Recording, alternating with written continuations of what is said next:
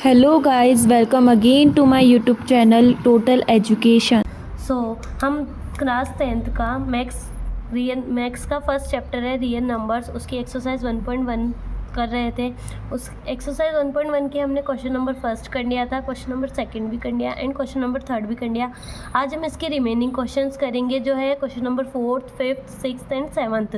So guys, अगर आपने question number first, second and third नहीं देखा है तो इस वीडियो के डिस्क्रिप्शन में मैं आपको उन तीनों क्वेश्चंस के लिंक दे दूँगी, तो आप वहाँ से देख लेना। तो हम स्टार्ट करते हैं question number 4। Given that HCF 306 and 657 is equals to 9। हमें क्वेश्चन में HCF के दोनों नंबर्स जो है 306 एंड 657 का HCF हमें दिया है 9, और हमें बोला है कि हमें इन्हीं नंबर्स का LCM निकालना है। तो हमें पता है, हमने क्वेश्चन नंबर सेकंड में एक फॉर्मूला देखा था, HCF into LCM is equals to product of given number. So हम उसी इक्वेशन को यूज़ करते हुए, उसी फॉर्मूला को यूज़ करते हुए हम इस क्वेश्चन को सॉल्व करेंगे। तो हम सबसे पहले गिवन लिखेंगे कि हमें क्वेश्चन में दिया क्या है।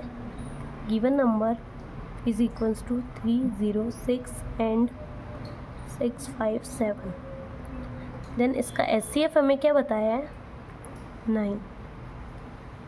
तो we know that HCF multiple LCM is equals to product of given number। So HCF हमें क्या दिया है, 9। LCM हमें फाइंड करना है, is equals to product of given number क्या हो जाएगा, 306 multiple 657। So LCM is equals to 306 multiple 657 divided by 9। So हम 9 से 306 को काटेंगे। 9 3 ज़ा 27 बचा 3, 9 4 ज़ा 36। LCM is equals to 34 multiple 657 is equals to 22,338 हो जाएगा इसका आंसर। तो गाइस, क्वेश्चन 4 कंप्लीट करने के बाद हम चलते हैं क्वेश्चन 5 पे। चेक वेदर 6 की power n can and with the digit 0 from any natural number n। सो हमें इस क्वेश्चन में बोलना है कि जो n है वो नेचुरल नंबर है, और अब हम n के साथ ऐसी कौन सी पावर रेस करें कि जो इसका सोल्यूशन होगा उसमें एंड डिजिट 0 आए। सो हम इसे सॉल्व करते हैं। Given number is equals to 6 raised to power n by factorization, by factorize 6 का फैक्टराइज क्या होगा, 2 into 3 power n। Only primes by the factorization of 6 are 2 and 3 and not 5। So guys, अगर इसका जो फैक्टराइजेशन है वो 2 इंटू 2 मल्टीप्लाई 5 भी होता तो 5 2 ज़ा 10 हो जाता और ये एंड होता 0 पर।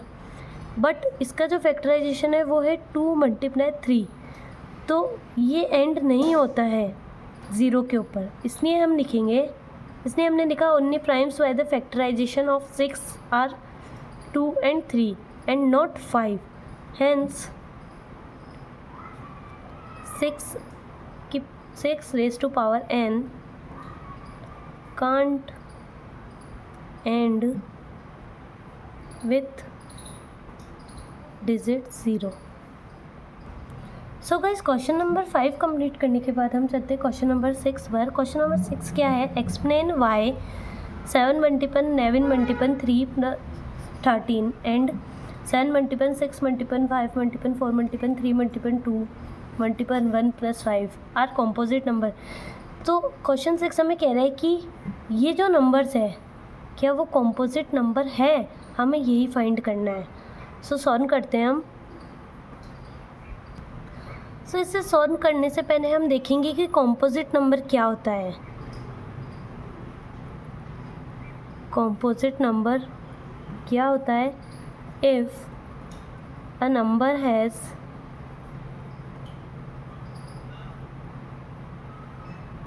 more than 2 factors, it's a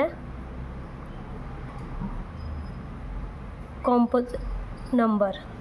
so composite number क्या होता है, जिस भी नंबर में मोर देन 2 फैक्टर हो, 2 से ज़्यादा फैक्टर्स होते हैं, उसे हम composite नंबर कहते हैं।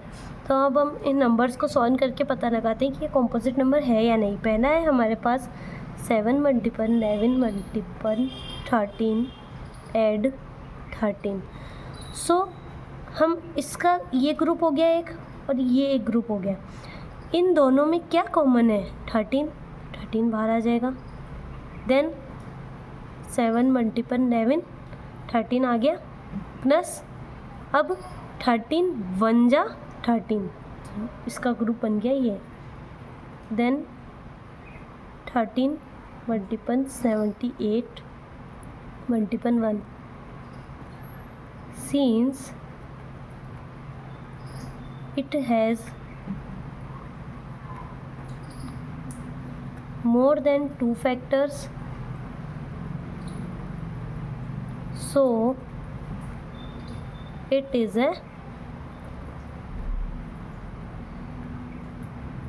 composite number. इसके अंदर 2 से ज़्यादा फैक्टर है, इसलिए ये कॉम्पोजिट नंबर हो गया। देन सेकंड है हमारे पास 7 multiple 6 multiple 5 multiple 4 multiple 3 multiple 2 multiple 1 add 5। So इसके ये 2 ग्रुप बन गए। अब क्या हुआ, इन दोनों में क्या कॉमन है, 5। Then 7 multiple 6 multiple 4 multiple 3 multiple 2 multiple 1 plus 5 1 जा 5। तो इसका सॉल्यूशन क्या हो जाएगा, 5 मल्टीपल 1008 प्लस 1, तो 5 मल्टीपल 1009 मल्टीपल 5 1 जा मल्टीपल 1। सो इसमें भी 2 से ज़्यादा फैक्टर्स हैं, since it has more than 2 factors, so it is a composite number. तो हमें क्वेश्चन में पूछा था कि क्या ये दोनों कॉम्पोजिट नंबर है। सो हम क्या लिखेंगे, yes these are composite number.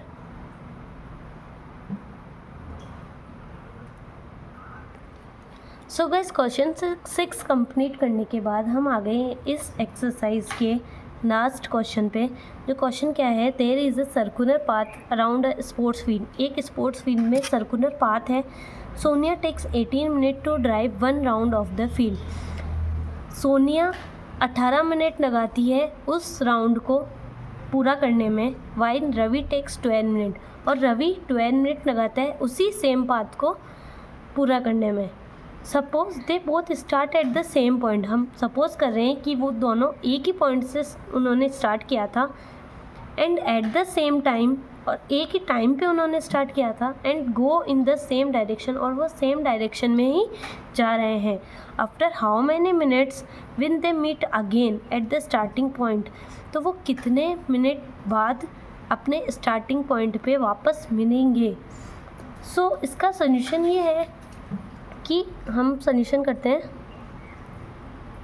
वैसे हम एकदम सिंपल तरीका देखें तो हम देखते हैं कि ये पॉइंट है, यहाँ से सोनिया एंड रवि ने अपना पाथ स्टार्ट किया था। सोनिया इसी पाथ को कंप्लीट करने के लिए 18 मिनट ले रही है एंड रवि इसी पाथ को कंप्लीट करने में सिर्फ 12 मिनट ले रहा है। तो वो कितने राउंड बाद मिलेगा वो हम ऐसे देख सकते हैं कि इसने 18 मिनट्स में एक राउंड किया एंड इसने 12 मिनट में किया। तो जो रवि है वो 12 मिनट के 3 राउंड करेगा और जो सोनिया है वो 18 मिनट में 2 राउंड करेगी। तो वो कितनी देर बाद दोनों वापस स्टार्टिंग पॉइंट पे पहुंचेंगे? 36 मिनट बाद। अब इसका सॉल्यूशन हम कैसे कर सकते हैं? टाइम टेकन बाय सोनिया, ये हमें गिवन है 18 मिनट। टाइम टेकन बाय रवि 12 मिनट। सो हम इसको सॉल्व करने के लिए क्या कर देंगे? इसका एलसीएम निकालेंगे। तो एलसीएम ऑफ 12 एंड 18, 12 का फैक्टर क्या होगा? 2 मल्टीपल 2 मल्टीपल 3 एंड 18 का फैक्टर क्या होगा? 2 मल्टीपल 3 मल्टीपल 3। तो हम इसमें सबसे पहले कॉमन फैक्टर क्या हो जाएगा? 2 एंड 3। सो एलसीएम निकालने के लिए क्या करते हैं हम? सबसे पहले कॉमन फैक्टर 2 मल्टीपल 3, फिर जो भी बचा है वो, इसका आंसर क्या हो जाएगा? 36। Hence Ravi and Sonia will meet together at the starting point after 36 minutes. 36 minute बाद वो अपने स्टार्टिंग पॉइंट पर एक साथ मिलेंगे। सो गाइज इसी क्वेश्चन के साथ आज हमारी एक्सरसाइज 1.1 कंप्लीट हो गई है। अगर आपको मेरी वीडियो पसंद आई हो तो उसको लाइक शेयर एंड सब्सक्राइब ज़रूर कर देना। Thank you for watching.